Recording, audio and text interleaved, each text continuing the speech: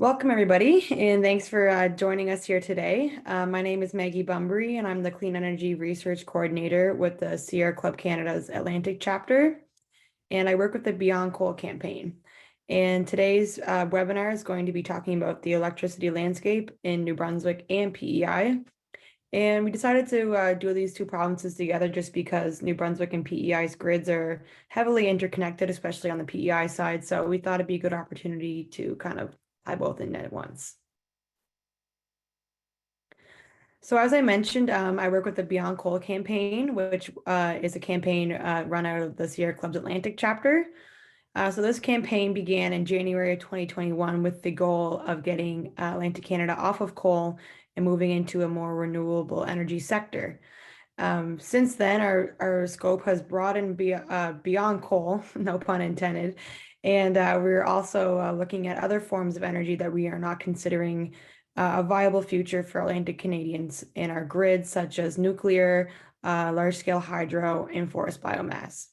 So our campaign heavily focuses on using wind and solar and battery storage, as well as energy democracy as our path forward here in Atlantic Canada. So this presentation is going to be talking a lot about this term that we've kind of coined here at the Sierra Club called absolute zero. So we expect more than the status quo. And the status quo today for most governments, businesses, and organizations is to reach net zero. The problem with the term net zero is that the concept is structured around allowing large emitters to keep polluting the environment while putting in place offsetting measures to curb those emissions, such as carbon credits, tree planting, and carbon capture and storage technologies. And that is even if we trust these large emitters to regulate their own offsetting activities. So here at the Sierra Club, we think we can do much better. We are picturing an electricity and energy sector that is absolute zero. So this means that the energy we are adding to the grid is 100% non-emitting and will not require the use of carbon capture technologies or tree planting as offset activities. And this concept also includes forms of energy that have the lowest impact on our surrounding environment. So this does not include, as I mentioned earlier, large-scale hydro, nuclear, or forested biomass. And this presentation is going to refer a lot to a recent report by the David Suzuki Foundation called the Shifting Pathways Report. And this report has shown that it is possible for Atlantic Canada and as a country to reach 100% zero emissions in the electricity sector by 2035. So this presentation is kind of builds on that concept and narrows down the lens a bit more by a province aspect. So we're first going to start off with a little bit of background between both New Brunswick and PEI's electricity history, because a lot of how our utilities and our infrastructure is set up today goes back, a couple hundred of years, and we can kind of figure out a lot of information about how we can go forward by looking at our past. So this image here you're seeing is a view of St. John, and it's looking at the first generating station that was in St. John's, and it's just over on the left of the overpass here. I don't know if you can see my mouse. So in 1884, the St. John Electric Light Company, built a plant on Paradise Row and began producing and distributing electricity. 2 years after this, the St. John Gas and Light Company bought the St. John Electric Light Company and became the sole distributor of gas and electricity in the city. This monopoly in St. John's lasted until 1890, when both the New Brunswick Electric Company and the Eastern Electric Company began producing power. And by 1917, the different St. John Electric companies had merged and were renamed the New Brunswick Power Company.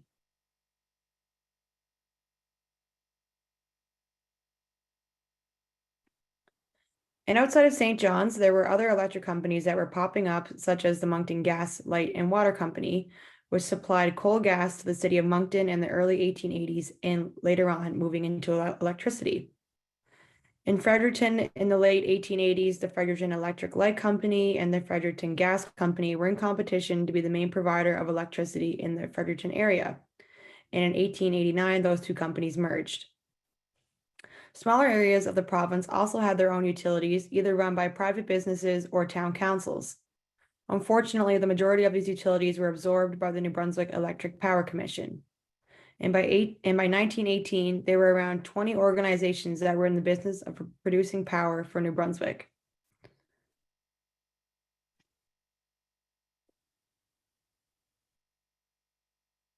In 1920, the New Brunswick government established the New Brunswick Electric Power Commission, based on people's belief that the light and power were necessities to life, and that the government should be responsible for overseeing these necessities. In its early years, the commission's electricity was primarily supplied by hydro, and in 1931, the utility built its first thermal plant, which was powered by coal. The New Brunswick Electric Power Commission purchased the assets of the New Brunswick Power Company in 1948, and by then the commission was the largest electricity provider in the province.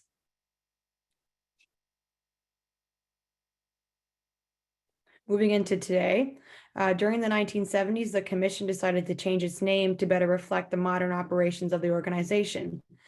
And this is where we have the current main utility in New Brunswick, and the commission was renamed to Energy NB or NB Power.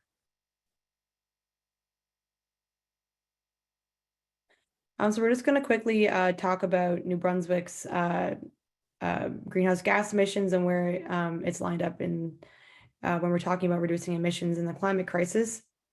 So New Brunswick currently, their latest numbers available to us are from 2020, and New Brunswick's greenhouse gas emissions totaled around 12.4 megatons of carbon dioxide. And if you're more a visual person, this basically equals around 2.6 million cars a year. And the main emitting sectors in New Brunswick in 2020 were industry at 34%, transportation at 26%, and electricity at 23%.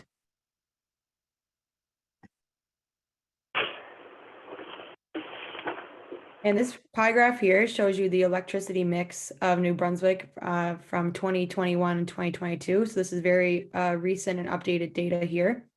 So the New Brunswick electricity sector is powered primarily by nuclear, followed by hydro and coal and coke sources. New Brunswick exports electricity to Prince Edward Island and Maine, as well as other areas of the United States. And the province imports electricity from Hydro-Quebec and from Maine as well. In 2020, Hydro-Quebec and New Brunswick Power signed a power purchase agreement for Quebec to supply around 47 terawatt hours of electricity to the province until 2040. And the greenhouse gas intensity of New Brunswick's electricity grid is twice that of the national average. New Brunswick is home to the only nuclear generating facility outside of Ontario, called Point Lepreau. New Brunswick Power, which is a provincial crown corporation, is tasked with generating and delivering electricity to New Brunswickers. Oh, say that 10 times fast. It is currently planning to develop new nuclear power capacity in the form of small modular nuclear reactors, which we will discuss later. And New Brunswick Power is currently in a debt of upwards of $4.9 billion as of 2022. Maggie, can I ask a quick question about this graph here? Yep. You made a reference to New Brunswick's electricity grid having the highest carbon, what was it, highest carbon density in all of Canada, or? They have their grid is the greenhouse gas intensity of the grid is twice that of the national average. So for all the other provinces, it's twice the average. And even with that much nuclear and hydro. Yeah, well, like that there's still emissions associated with those two forms of electricity generation. Right. Emissions are lower compared to coal and gas, but there are still associated emissions, whether you're talking about the land area that's used to clear facilities, large facilities such as nuclear and especially hydro. And there are emissions that are generated. And when you're talking about greenhouse gas emissions, you're not just talking about carbon dioxide. You're also talking about methane and other GHG greenhouse gases that are included in that number. So like, especially for hydro, there's large quantities of methane that could be emitted when using that form of electricity. Yeah, thanks.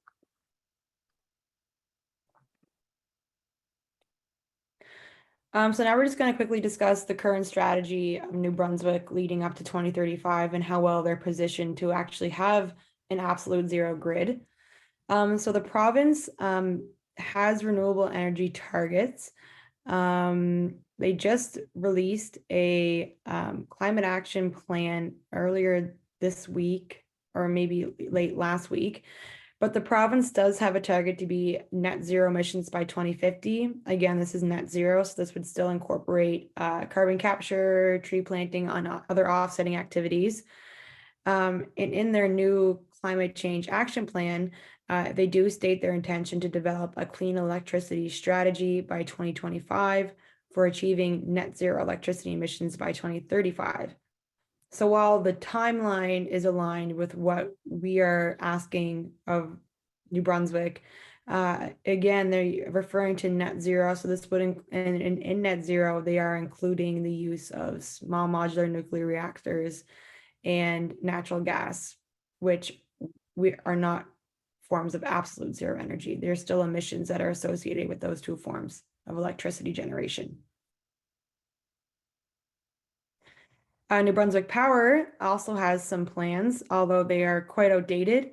So New Brunswick Power has released both an integrated resource plan in 2020, as well as a 10-year plan in 2019, which outlines the utility's financial, strategic, and capital investment plans through 2021 to 2030. Those are both pretty outdated in terms of how things move along in the climate and environmental sector. Things move very fast, timelines change very fast, so it's important for utilities to provide updated resources to consumers and the public to show how they're planning on adjusting to these changes that we live through every day. The integrated resource plan is, they are mandated to release an updated version every 3 years. So the next integrated resource plan is expected to be released in the fall of 2023. So just a quick little synopsis of the province's climate change action plan. It was released very recently, within the last 2 weeks.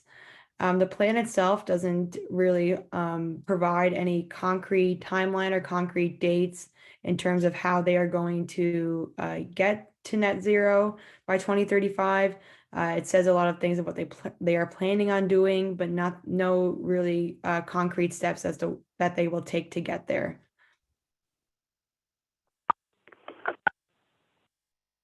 So these are just some pros and cons of this plan that they have in place. So pros are they are referring to net zero electricity emissions by 2035. So like I said, the timeline is correct. 2035 is what we would like to see, but we are not looking for net zero. We're looking for more. They do talk about using demand side management initiatives. So these would be initiatives to reduce the demand on the grid. So to make sure that though population and demand is expected to increase, introducing initiatives that would lower the demand on the grid during peak hours. Another pro is that they are planning on setting a clear path to transition away from coal, though we don't know when we will see that pathway or what it will entail. So it is, while I put it in the pro column, it's a skeptical pro, depending on what it actually looks like and when we actually get to see it. The cons of this plan include they are still talking about natural gas, although they have rephrased it as renewable natural gas. There is not such a thing as renewable natural gas.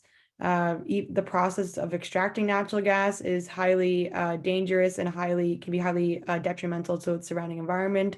So natural gas should not be a form of electricity that is included in any future utilities plans to transition even to net zero. It should not be included. They also talk about biomass, which, as I said before, is a type of electricity generation that we are not including in our pathway to absolute zero. Forested biomass can have detrimental impacts on the surrounding environment, as well as it gets rid of important carbon sinks that are natural ways that we can reduce the impacts of climate change and reduce the level of warming that we are experiencing here in Atlantic Canada. And another con is they do talk about bringing on 2 small modular nuclear reactors into the province. SMRs is what the abbreviated term for this technology is called. So SMRs are highly expensive. They're not well researched. The technology is not even in existence as of today. And it's a large gamble to place the future of the people of New Brunswick as well as the future of the New Brunswick's natural environment into technology that we do not know how it will fare. And there are still the question of what are you going to do with the nuclear waste after you generate the power? To me, that's not, well, to us, that's not considered renewable if you're going to be producing radioactive, highly dangerous radioactive waste to generate electricity. So those are the three cons that are associated with this plan. Oh, there's another one, green hydrogen. This has been the talk of the town lately in Atlantic Canada, is this idea behind using renewable energy to produce hydrogen for exporting and fuel uses for heavy transport. One thing that we've been talking about here about green hydrogen is we would like to see the renewable energy that they are planning on bringing online to produce hydrogen should be used in provinces to generate electricity before even thinking about using this renewable energy to produce hydrogen. Because hydrogen will only really be needed to fuel large jets, very large forms of transportation, large shipping containers. It shouldn't be what we should be focusing our efforts on now when we're talking about reducing our emissions and greening our grid. Next, I'm going to talk about the utilities plans. So as I said, New Brunswick Power has their latest available information is their IRP from 2020, and it is a bit outdated. So like I said, when this was developed, the province was expecting on getting an equivalency agreement from the federal government to continue burning coal at the Belledune plant until 2040. Since this plan has been released, that equivalency agreement has been denied by the federal government, and Belledune will be mandated to close by 2030. Another update since the release of this IRP involves the operating license of Point Lepreau. So in 2022, New Brunswick Power submitted an application to the Canadian Nuclear Safety Commission seeking a 25-year license for Point Lepreau. So this would mean that the nuclear plant would continue operating into 2047. The commission has since denied the utility's request for a 25-year license, but they have approved a 10-year license for the plant, meaning that the utility will have to seek another license in 2032, or the plant will have to close that year. So the utility right now is assuming that the retirement of Point Lepreau will be 2040, now without their 25-year license possibility, though they will look to go into 2047 if the commission allows. So two parts of this plan. There's one that is with plant lifetime extensions. So this includes extensions of 3 or 4 plants in New Brunswick's fleet. These plants include one natural gas plant at Bayside, extending that by 4 years, that lifetime. 2 diesel plants, Millbank and St. Rose, extending those with no new retirement date planned, and extending the lifetime of the Mactaquac Hydro Dam, extending that from 2030 to 2068. So with these extensions, we can see in 2022, which is ongoing, they will be bringing on 420 megawatts from Smart Energy New Brunswick. So this is an energy efficiency program that started in 2011 and is designed to lower the fuel and purchase power costs and reduce the need for new generation and transmission assets. This plan is projected to save between 420 and 531 megawatts. We chose to use the lower level of that range just because there are a lot of uncertainties as to, it's a large discrepancy to make. So just to be on the safe side, we went with the lower number. Next year, 2023, we're going to see 40 megawatts brought on from embedded generation from renewable sources. We're not sure whether or not these renewable sources will be truly renewable, so in alignment with our absolute zero policy, because renewables right now do include biomass as well as large scale hydro, and some, in New Brunswick's case, renewable natural gas. And embedded generation just means that this includes developers and independent power producers that cannot connect environmentally sustainable generation to New Brunswick Power's distribution system. So the utility will purchase these assets, will purchase this energy, and then will buy them from the producers at an established rate. In 2024, we're going to see nothing. In 2025, there's going to be the retirement of the fossil gas plant of Grandview. And fossil gas is just a term in replacement of natural gas, seeing as natural gas. The term natural gas sounds really nice, but it's really not. It's fossil fuels. It's fossil gas. 2026, there's going to be a new diesel turbine brought on at Grand Manan with a capacity of 23 megawatts, as well as the retirement of another turbine. So we're going to be losing 29 megawatts. So you're really only going to be getting 6 megawatts in total there. 2027 to 2029, there'll be no new additions or retirements. In 2030, we're going to see Belladune retire, and that will lose 467 megawatts from the grid. From 2031 and 2032, there'll be no additions or retirements. 2033, we will see 200 megawatts of new wind. Yay! The first glimmer of hope in this plan. Nothing online or offline between 2035 and 2037. 2038, we'll see 90 megawatts brought on from industrial demand response. So this just means reducing the demand on the grid from industrial processes. And then we're also going to see the retirement of the fossil gas plant at Bayside, losing about 277 megawatts. 2039, there'll be the retirement of Point Lepreau. This is with the current 10-year extension that they were given by the commission. This will lose 660 megawatts from the grid. But then they're also planning on bringing on the replacement, in-kind replacement for Point Lepreau, though they don't state where or what this replacement will entail. So we cannot incorporate that in our absolute zero plan because we're not sure what source of energy this is going to be. 2040, nothing. And then 2041, we'll have the retirement of Colson Cove, which is the province's only oil-fired plant, and that'll be losing around 972 megawatts. So just to sum this all up, this including the extension of Millbank, St. Rose, Bayside, and Mactaquac, we're going to see that the current plan they have in place will have enough replacement energy to offset the retirements. However, in the lightly blue shaded portion of this bar graph, that only encompasses the amount of megawatts being brought online that we would consider to be absolute zero. So that would include the 200 megawatts of wind, the 90 megawatts of a demand response, and the 420 megawatts from the energy efficiency measures. So with this plan, they do not have enough absolute zero additions to offset the amount of retirements that they will have coming up in the next decade or next 2 decades. So basically, this plan's a no. It's a failure in our books. So then we're looking at another scenario here without the plant lifetime extensions. So the 4 plants that I talked about, Millbank, St. Rose, Bayside, and Mactaquac, those extensions have not yet been approved by the regulator in New Brunswick. So this is what this will look like if those extensions do not get approved. New Brunswick Power has this tendency to assume that they're going to get everything that they ask for, which as a utility isn't very smart to be working on those kind of assumptions. So I'm just going to kind of breeze through some of the things that stay the same. So this stays the same. We're going to see the 400 megawatts from the renewable sources. That's all going to stay the same.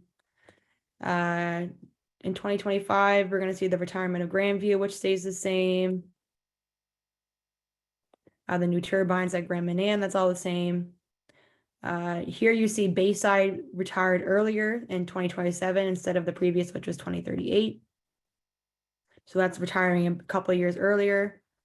Belladune's still the same for 2030, but now we see Mactaquac retiring in that same year. So an additional loss of megawatts during 2030, 2 large providers in the province right now.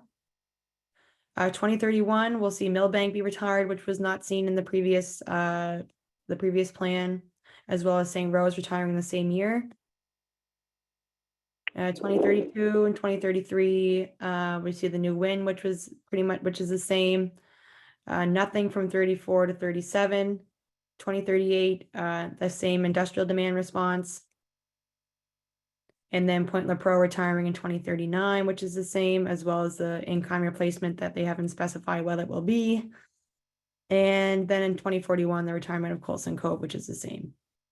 So the difference between these two scenarios is that we have more retirements within the 2022 to 2041 timeline and the same amount of additions. So no new additions to make up for these retirements.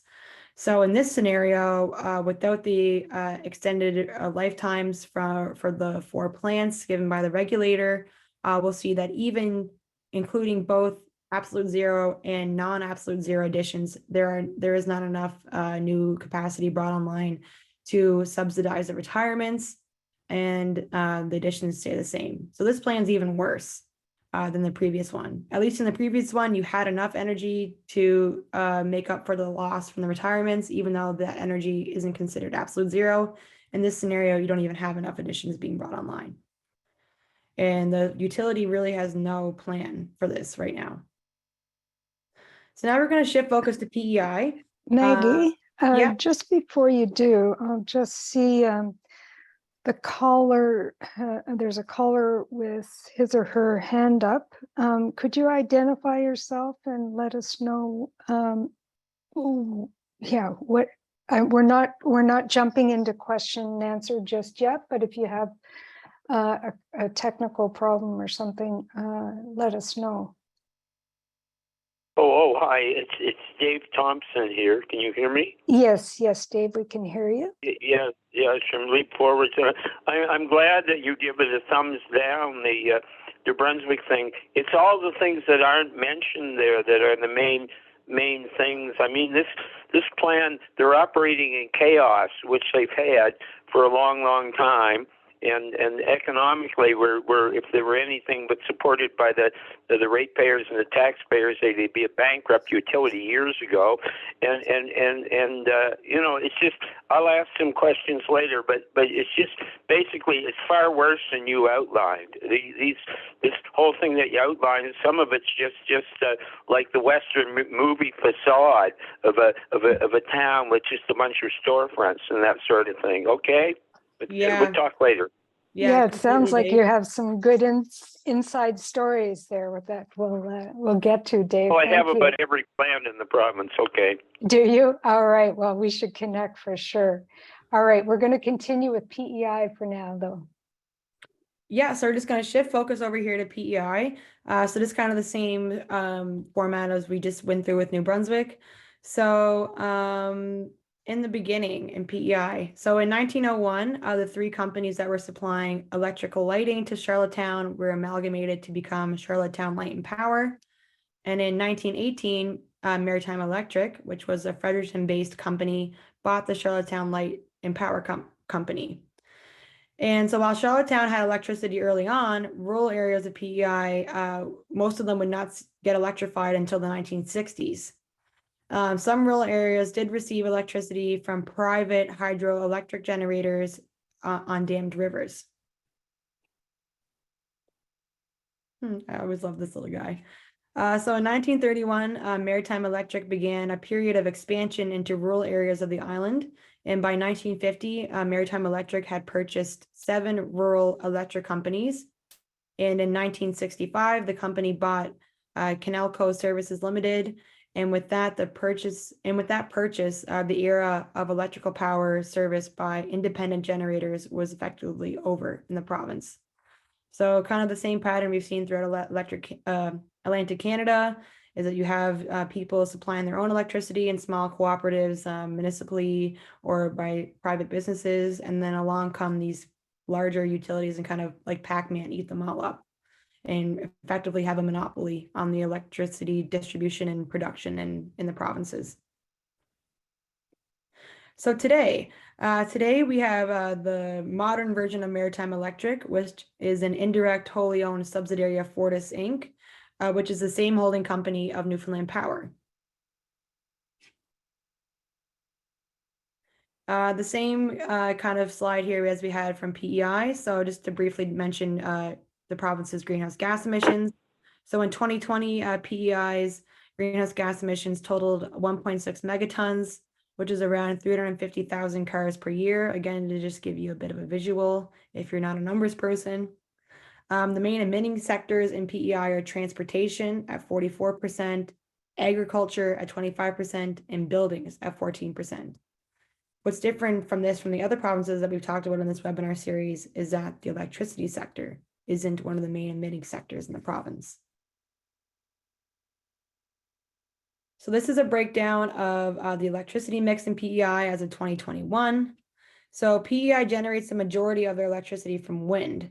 So the majority of the on-island wind turbines, they're not actually owned by the province or by people in the province. They're owned by independent power producers. So these are private companies who generate electricity on island in PEI, but then that electricity effectively leaves. So the energy is sometimes it's sold to Maritime Electric, which is the public utility, but the majority of it, around 66.3%, oh, sorry, that's the wrong number, but the majority of it actually leaves the province and it goes to Europe, it goes to areas of the States, it doesn't stay in PEI.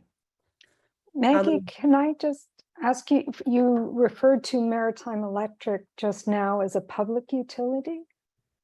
Is it not a private corporation? How does that work? It's a bit different. It's private. It's a private utility, but it's like some of them, it's not a crown corporation and it's private, but like there are public stakeholders in the company, if that makes sense. Sounds complicated, but I won't Yeah, slow all you these down. utilities have a way of kind of circumventing the regular operation of private companies, and yeah, but they're a privately owned company. They're owned by Fortis, which is owned by Newfoundland. So in this graph, you'll see that the majority of energy is supplied by New Brunswick Power. So this is around 66.3%. And of the, sorry, I just lost myself in this graph here. And you'll see the wind energy, which is around 19.5%. So as I said, of the 43.3 megawatts of wind energy that are generated in the province, 14.3 megawatts of that is exported off the island. So even though they have a large capacity for generating wind, and they do generate quite a bit of wind on island, a lot of it leaves and it's not used in PEI, which is unfortunate. In 2021, around 0.4% of the island's electricity was generated from the Maritime Electric's net metering program, which helped around 400 new customers connect to small renewable energy systems such as rooftop solar. So that's a good point in this graph, and something that we'd like to see expanded and talked about more into the future. And then you do have a small portion, you can barely see it, it's pretty negligible, of diesel that would be used in isolated communities. And as well as other purchases from New Brunswick Power. PEI and New Brunswick Power have a deal where they have a strict deal where they have some subsea cables that go between New Brunswick and PEI, where a large chunk of energy is supplied from Point Lepreau, which is nuclear. So there's this kind of facade that people see new PEI as, you know, a province fully powered by wind, which really isn't the case. The majority of their electricity is powered from New Brunswick, which, as we've seen in these previous slides, is not a clean grid whatsoever. So the government of PEI this year released their 2040 net zero network, which outlines the province's plans to achieve net zero energy by 2030 and net zero in all sectors by 2040. So this timeline is actually a bit better than what we are talking about 2030. They're being more ambitious and going for 2030, which is a bit easier for them because they're a smaller province. They're already set up for a large portion of wind generation, so all that infrastructure is already there. So we're happy to see that they've increased their timeline to 2030. And then the utility is in agreement with this plan. So Maritime Electric agrees with the province to achieve net zero energy by 2030. And to prepare for this increase in demand, the utility has expressed their intentions to integrate more renewables to their grid, such as solar and wind, in their 2022 sustainability report, which you can look up. However, specific details as to how the utility plans on reaching net zero by 2030 were not mentioned in this report. So this is something that we continue to see with utilities and provincial governments, is that they express their intentions to achieve a certain goal, but then do not provide any concrete steps as to how they plan on getting there. And, you can say you want to do this all you want, but unless you're going to show people how you're going to get there, it doesn't really hold much weight. So what needs to change? So what needs to change in New Brunswick and in PEI to reach an absolute zero grid by 2035? So in New Brunswick, a 2017 study actually found that New Brunswick is uniquely positioned with a great potential for renewable energy income per capita, in particular in the offshore wind sector, which is something that New Brunswick does not have installed currently, and are not looking into it too much into the future, except to power green hydrogen. So New Brunswick actually has the highest solar potential out of the 4 Atlantic provinces, but only has about 3 megawatts of installed capacity of solar in the province, which is tied with PEI. And PEI actually has a tremendous potential for both onshore and offshore wind as well. So like I mentioned earlier, while the majority of the generation on island is produced from wind, the majority of this electricity is used in the island is used from imports from New Brunswick, and this wind generation is exported off the island. And as we've seen, the imports from New Brunswick are not all renewable and certainly not absolute zero. So we are recommending that the wind being generated in PEI stays on the island, and that the imports from New Brunswick are not as heavily relied upon in their electricity mix. This graph here represents the levelized costs of energy in US dollars for the first half of this year. So even this year, you can see that gas and coal cost way more to produce electricity from compared to onshore wind, fixed access and tracking photovoltaic, which is solar energy.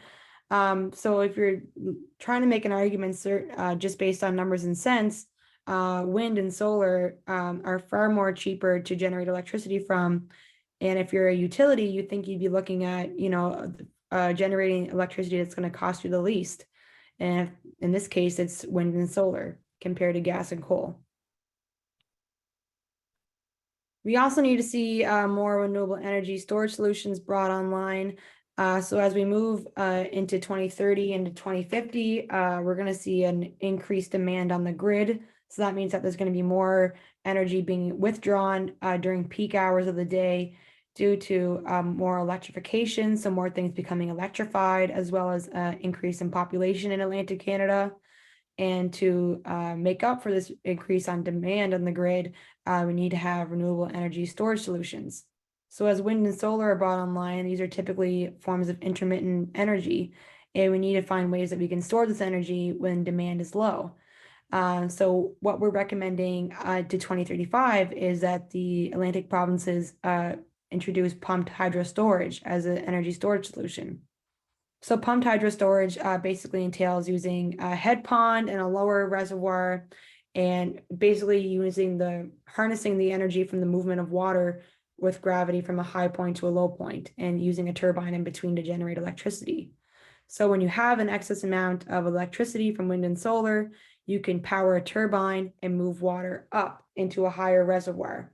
And then at points when electricity or energy is low from wind and solar, you can move the water from the higher reservoir through the turbine into a lower holding pond, and then that movement of water will power a turbine and power your grid. So that's an easily accessible way here in Atlantic Canada that we can have energy storage now. And then moving into 2050, if additional energy storage is needed, we can then look at battery solutions using thermal storage as well as ionized storage as well. This form of battery storage right now is a bit costly, but the costs are decreasing every year, every month. So by 2050, it'll be economically feasible to bring on battery solutions. And by then, too, we're hoping to see better practices in harnessing the precious metals that are needed for storage solutions. Because right now, a lot of the mining practices that are being used to harness lithium-ion batteries are seeing detrimental impacts in the communities where these mines operate. New Brunswick has to get serious about getting off coal. So even though in the new climate action plan, they did state that they are planning on setting a clear path to transition away from coal, their actions are indicating otherwise. So we're asking New Brunswick Power to put forth a detailed plan outlining the exact month and year each of their coal-fired units, where in this case is just Belladune, will be shut down, and where the replacement power will be supplied from. And this replacement power must be from guaranteed sources of energy, and it must be absolute zero sources of energy. We are also asking for no new nuclear in New Brunswick. So this would mean not going forward with the 2 proposed additions of small modular nuclear reactors. As I mentioned earlier, this technology is expensive. It's years away from being in use. And the climate crisis is here now. And the scientists and the experts are asking for renewable clean energy now, which does not mean investing millions of dollars into this kind of wishy-washy technology, especially when the utility is already in billions of dollars of debt.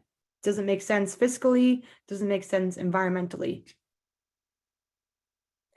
And we want to see an increase in energy democracy in the region.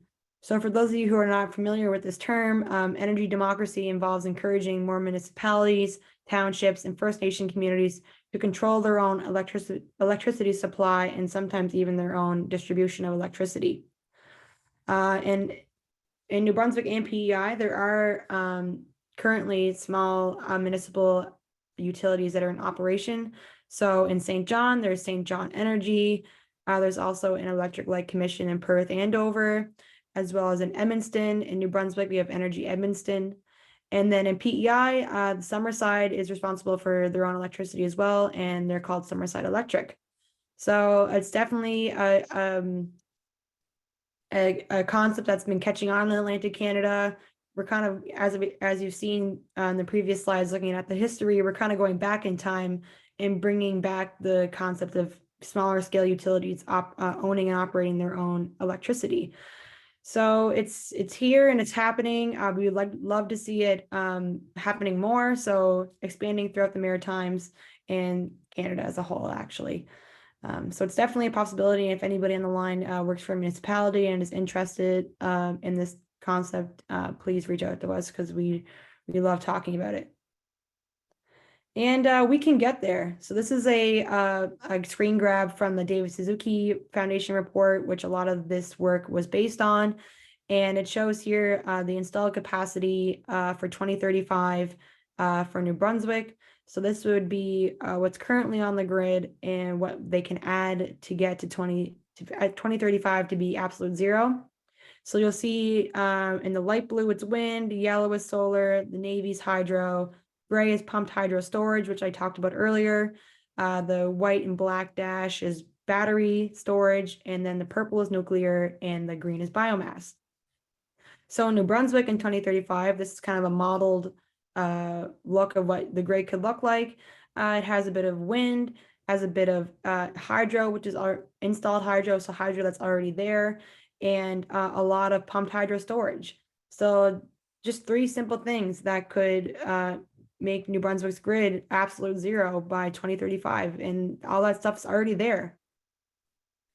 And for PEI, even smaller, we see that the same thing can be possible in PEI, wind, solar, and then you see a little bit of battery storage at the top there. So it's all forms of electricity that's already there in the province that can be used and can have each province at an absolute zero grid by 2035. So it's more than possible. And that wraps up my presentation today. Thank you so much for joining us and talking with us about the electricity landscape. Please visit our website, beyondclimatepromises.ca. There you can sign up for our newsletter, and we have lots of good explainers on there as well, and you can keep up to date with our work. I'm going to stop talking now because it's almost 10 to 2. And I'm sure lots of people have some questions and comments. So I'm going to turn it over to everybody else and get a conversation going here. And if you have to jump off, feel free. Yeah, thank you. That's great. Thank you, Maggie. So people can either put up their hand or type a question or a comment in the chat. Now, Dave, you still have your hand up. Did you want to say more about New Brunswick?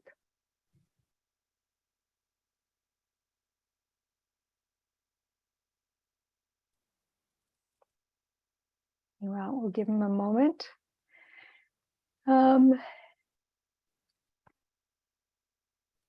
Yeah, I think one of the most compelling arguments that you know, both this presentation makes, Maggie, and your other ones, is that even if not everybody's on the same page when it comes to climate change, I think most of us can all agree that we don't want to be paying as much for our electricity.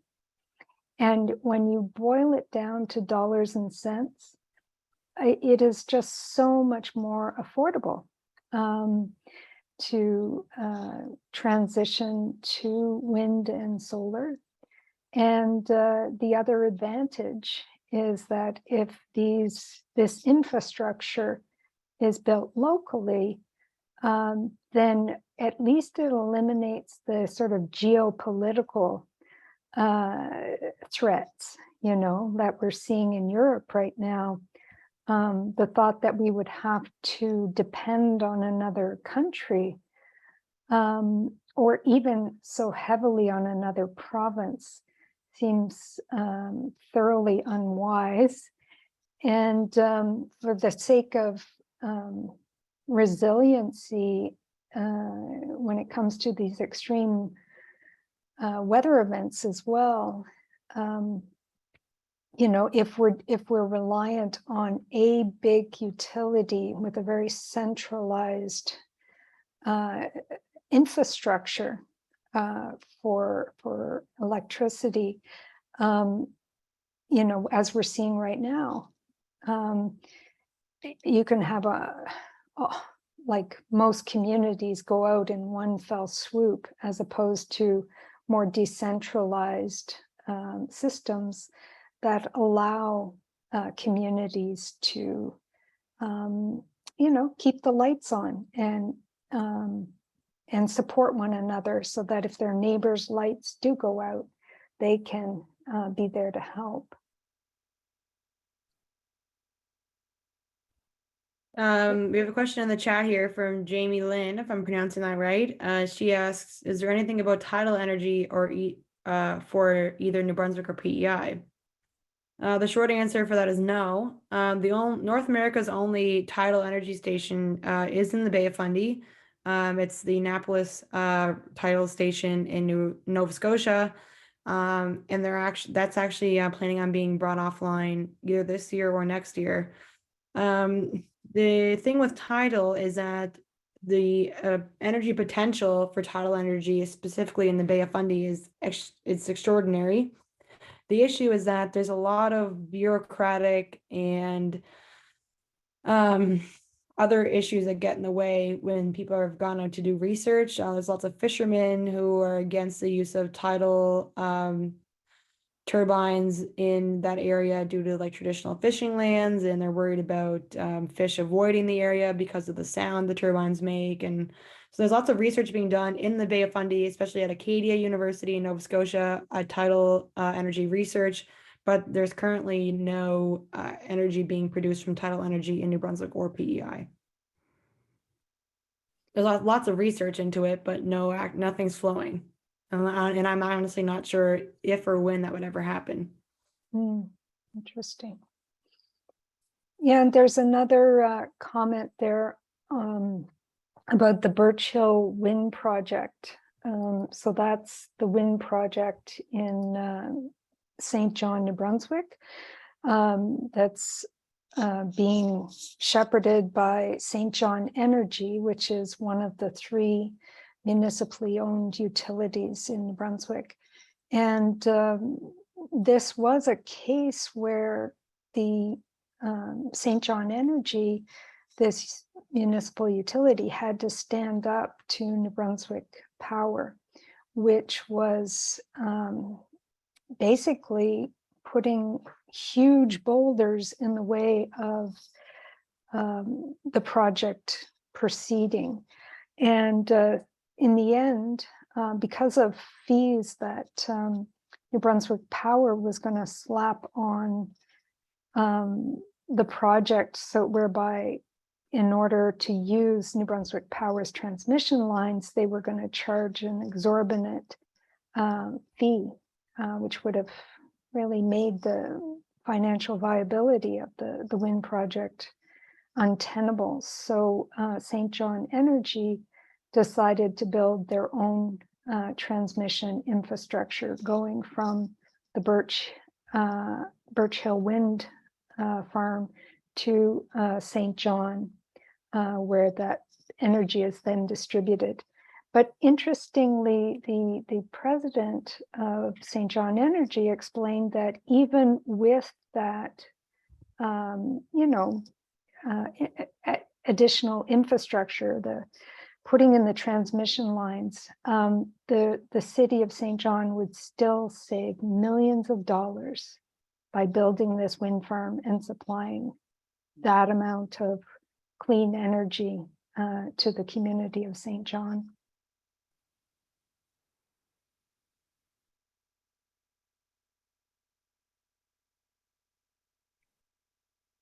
Are there any other questions? Hi, Gail. I don't see the issue dealt with about if you go for all these small independent units, and if there's like a storm or a disaster or a drought or whatever in that area, you don't have the backup of an alternate system unless you have smart grid that where it's not working, where there's not power, it kicks in another power. So what role would the smart grid have to play? Because you haven't mentioned it. Like the smart grid in like municipal utilities? Well, if a whole municipality, small, because weather happens to be in a particular area. So if you've got a local thing and it's blown out, how are you going to back it up with an area that's not blown out if you don't have interconnection and smart grid to say, oh, this is out, this comes in?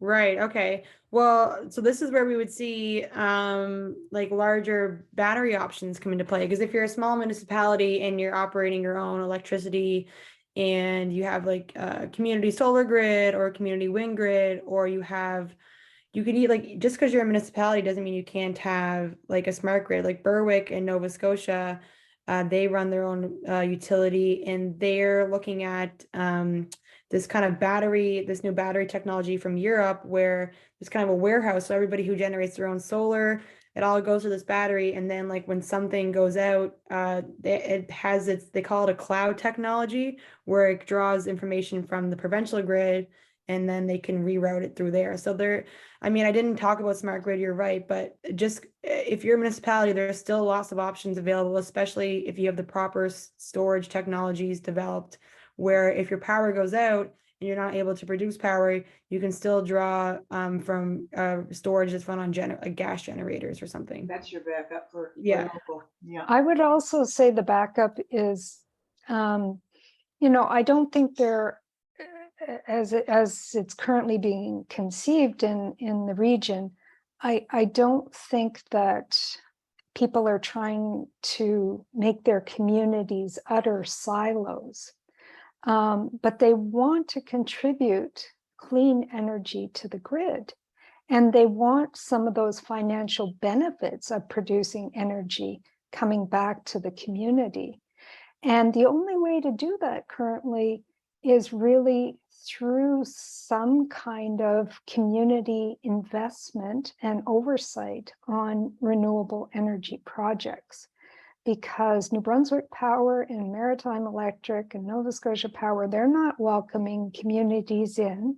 They simply want to produce what's going to be profitable And in the case of Nova Scotia, that means, you know, keeping its infrastructure going. Is the same with New Brunswick.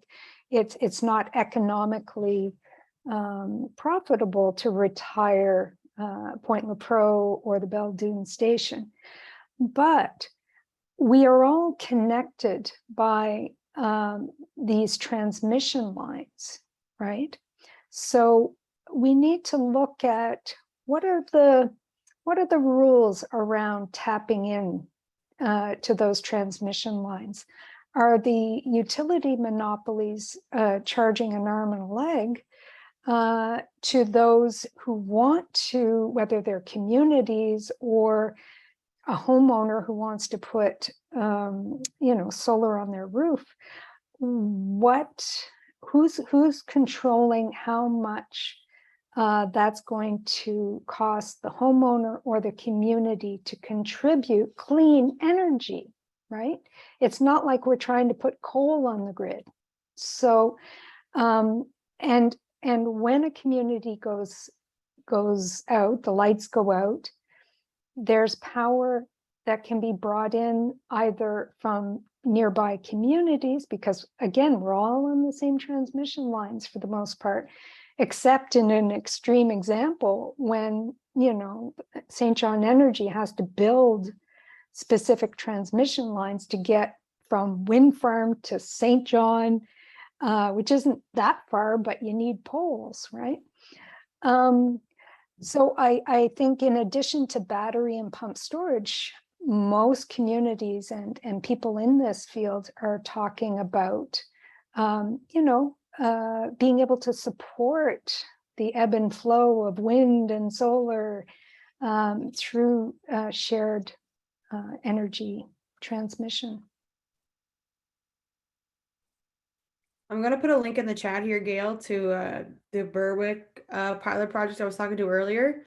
It's really cool what they're doing there, like as a municipally owned utility and still using smart grid technology. So I'm going to put that link in the chat there as well. I'm also going to put my email address if anybody, you know, is interested in talking or sharing what their municipality is doing. And we will be doing some webinars, hopefully starting in October on energy democracy and what it looks like in different places and how we might get a conversation going in the region to roll out that kind of thinking and those kinds of projects.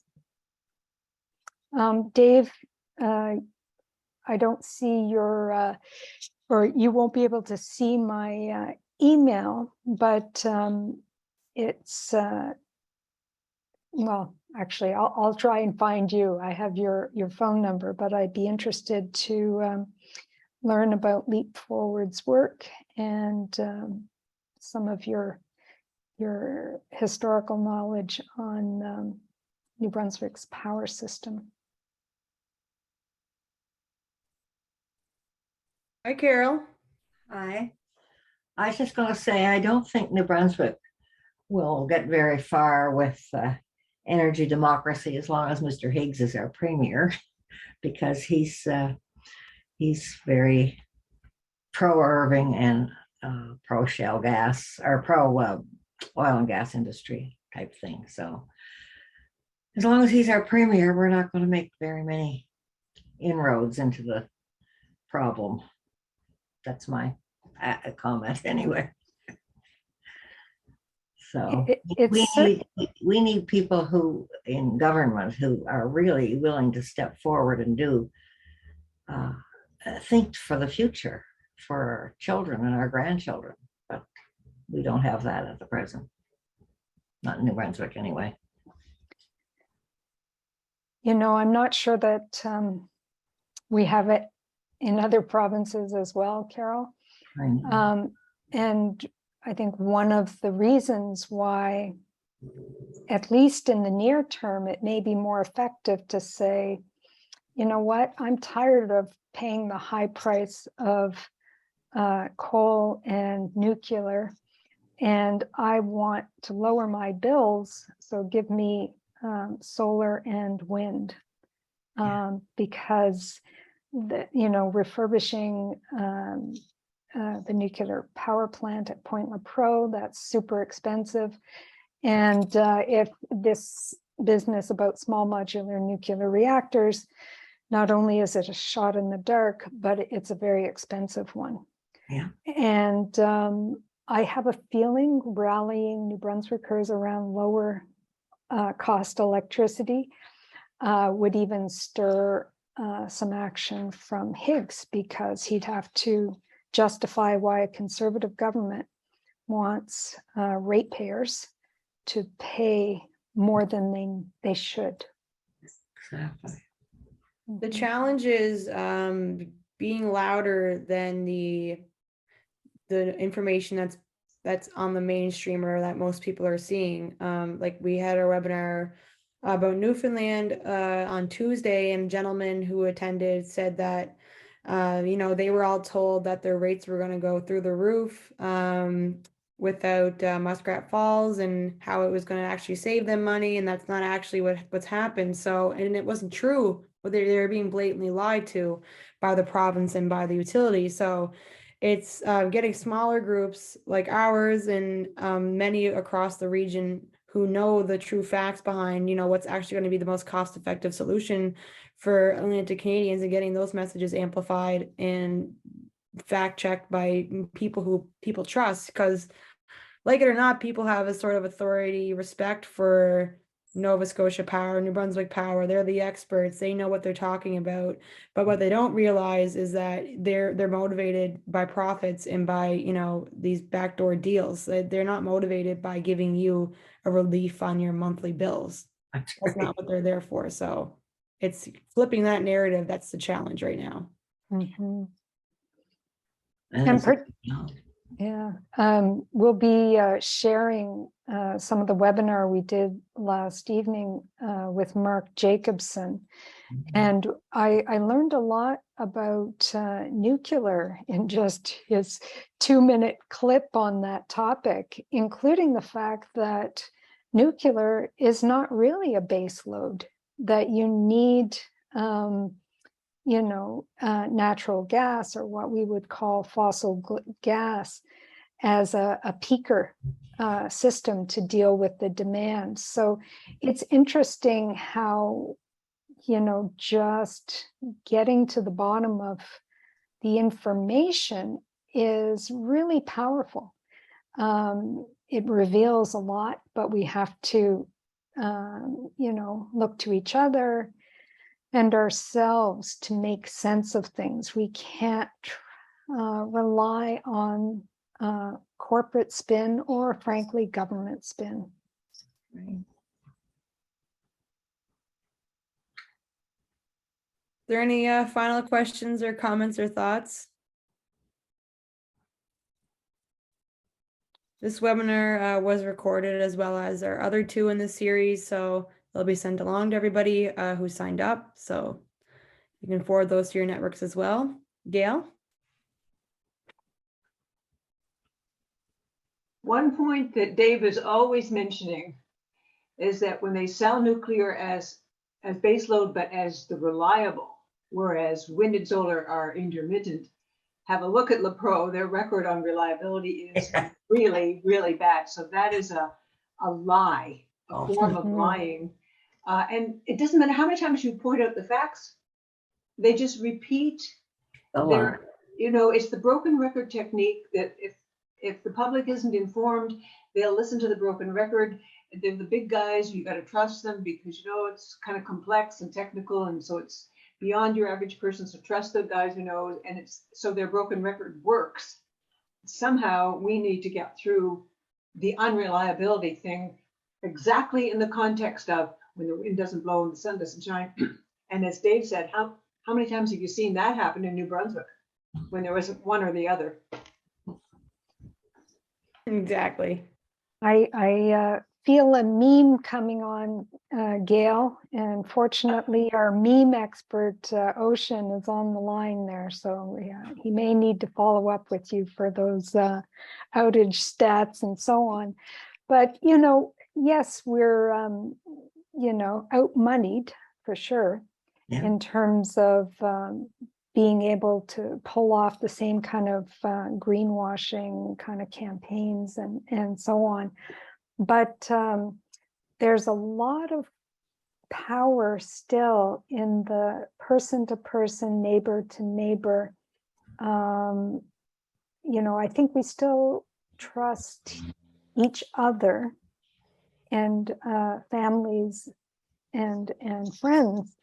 So we'll see what we can do with that. And even if we don't get the big billboards, we can repeat the message over and over and over again. It doesn't cost us anything to continue to call out the lie. Yeah, but it's a big climb, I know.